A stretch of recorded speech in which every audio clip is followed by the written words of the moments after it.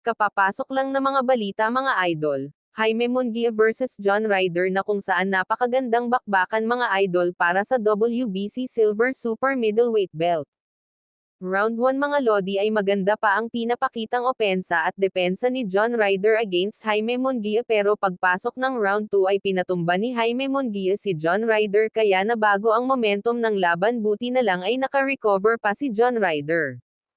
Pagdating naman sa round 4 ng kanilang bakbakan ay tumble na naman uli si John Ryder pero nagawa pang bumangon at nakabawi pa sa laban si John Ryder pero pagdating naman sa round 9 dito na namulat sa katotohanan si John Ryder.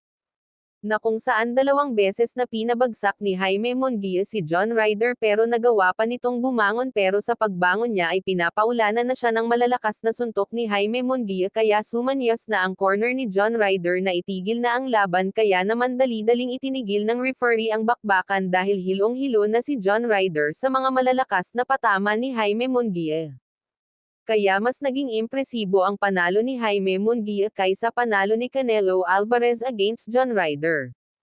Dahil noong nagtapat si John Ryder at Canelo Alvarez ay hindi man lang nagawang patumbahin ni Canelo Alvarez si John Ryder at nanalo lamang via unanimous decision samantalang si Jaime Munguia ay 4 na beses pinabagsak si John Ryder at nanalo via TKO.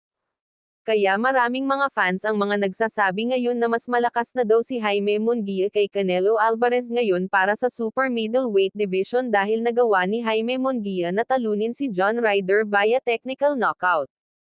Ayon pa nga kay Coach Freddie Roach na humawak ngayon kay Jaime Munguia na magaling daw na fighter itong si Jaime Munguia kaya malayo daw ang mararating nito sa boxing. Maganda at malinis ang kartada ni Jaime Munguia na may professional boxing record sa ngayon na 43 wins 34 wins by way of knockouts without defeat. Samantalang ang kanyang tinalo na si John Ryder ay bumagsak ang kartada sa 32 wins with 7 losses. Posible daw na maging challenger si Jaime Munguia sa undisputed belt ni Canelo Alvarez sa 168 pounds super middleweight division.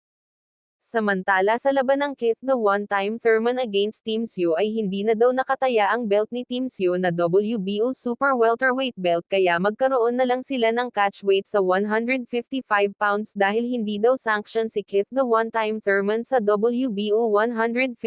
pounds Super Welterweight belt so magiging non-title fight ang bakbakang Team Seo against Keith the one-time Thurman. Samantala sa ibang laban naman, sa bakbakang Louis Crocker versus Jose Felix kanina ay nanalo na si Louis Crocker via knockout against Jose Felix. When he gets to his feet again for a second time, we thought he couldn't do fast